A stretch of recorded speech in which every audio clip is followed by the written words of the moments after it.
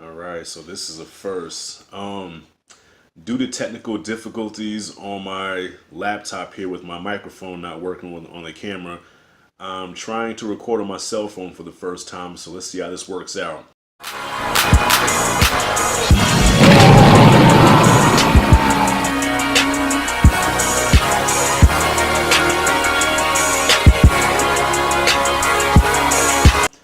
So, yeah, Last Jedi.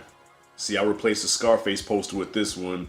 The devil's busy, but I'm not going to give him the satisfaction. I'm going to review this movie if it kills me. So let's get into it. So, The Last Jedi, directed by Rian Johnson, who knocked it out of the park in this movie. Man, this movie was incredible. I loved every minute of it. And it was a character-driven story.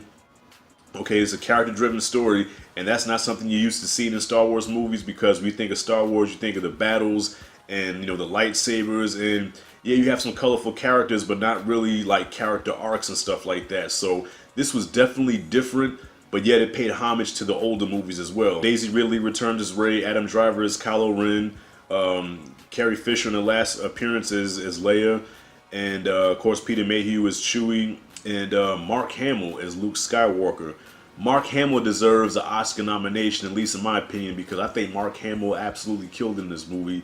Like, this was his best portrayal of Luke Skywalker, and he was almost like reminiscent of Rocky Balboa in Creed. Like, you really felt for his character, you know what I'm saying? And he was just a broken down shell of what he used to be. Like, we used to seeing Luke Skywalker as a hero, and in this case, he's not a hero. He's a broken shell of the hero that he used to be. Adam Driver is Kylo Ren. Adam Driver absolutely killed it as Kylo Ren.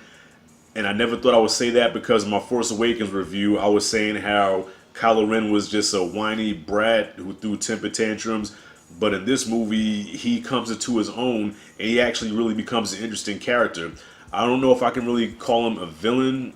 I know I can't really call him a villain, but his character is really interesting, and when you see it, you know what I mean. Like, I'm keeping it spoiler free right now. Speaking of villains, like, my only gripe with this movie was that Snoke wasn't really the menacing villain that I wanted him to be. Like, he was okay for the most part, but he was mostly just an arrogant,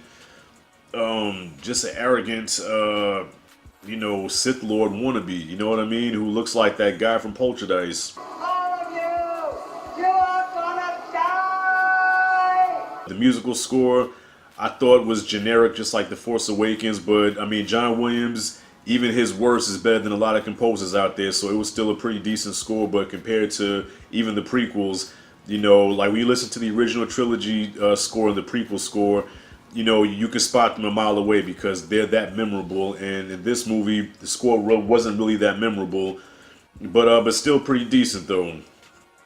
I'm like the Hodge twins, constantly fixing the camera. I gotta get like a tripod or something. Besides the score and the villain, there's nothing negative I can say about this, man. This was just a great Star Wars film, and it does have, even though it has a lot of new and original things in it, but it does pay homage to the older movies, which I loved. And there's shades of Empire in there, there's shades of Return of the Jedi in there, especially one scene in particular. I whispered to the guy next to me, and I'm like, yo, that's like straight from Return of the Jedi. And he kind of looked at me like, he pushed his glasses up. He was like, bro, shut up. He was like one of the nerdy Four Eyes looking, whatever. But I know this is random, but watching Force Awakens and then watching this movie, I was like, ugh. And thinking of Han Solo's death, and I said, man, I wonder if, in Han Solo's last moments, did he regret getting Leia pregnant?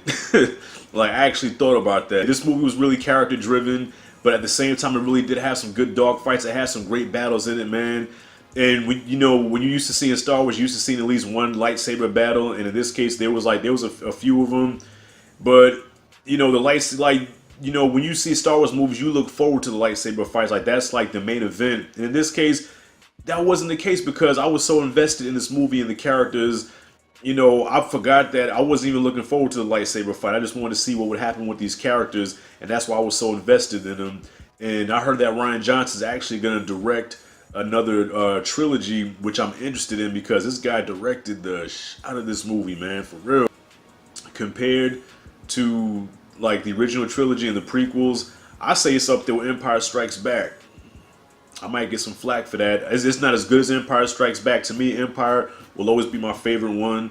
To me, Last Jedi was better than Return of the Jedi, better than the prequels, better than Force Awakens. It wouldn't be fair to put it over the original Star Wars just because it was the OG. You know, it's the one that kicked everything off. So I'm not. It would be unfair to do that. But yeah, man, it's up there with Empire. It really is. Like the performances was great, the battles were great. Everything about this movie was just ill. Yeah, Kylo Ren, Ray, Daisy Ridley crushed it as Ray. BB-8, Chewie, the Falcon. Like, dude, every time I see the Falcon, I get chills, man. Every time I see the Falcon on screen, I'm like, damn, it's the Falcon. So yeah, I'm gonna wrap this thing up, man. Like I said, this is my spoiler-free review, so I'm gonna do a spoiler review. If I can get my laptop to start working, I might just have to record it on the phone again. But yeah, I'm gonna wrap this thing up, man. I'm gonna give Star Wars: The Last Jedi A+. Months ago, I said War for the Planet of the Apes was the first elite movie of 2017. This movie is the elite movie of 2017, up there with Planet of the Apes. I say it's the best movie of the year. That's my opinion. So yeah, this movie gets an A+.